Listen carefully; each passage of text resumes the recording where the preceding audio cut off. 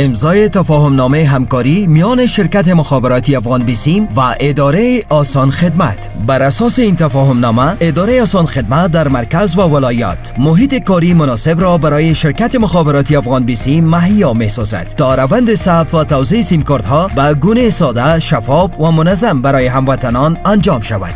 دغه خدمات افغان بیسیم او آسان خدمت له طریقه د قانون د پایدار د آسان خدمت خلکو ته خدمات وړاندې کوي، په ښه بڼه وړاندې کوي او د افغانستان په ګوټ ګوټ کې وړاندې کوي. موږ وغوښتل چې د دوی سره همغږي اوسو، په هغو ځای کې چې د خدمات شته دي هلته موږ هم خدمات وړاندې کړو. افغان بیسیم خدمات مو وغوښتل چې دلته راسي. هدف مو دا و چې ولس ته ښه خدمات وړاندې شي او په اسانۍ ولس و دغو خدماتو ته لاسرسی ولري.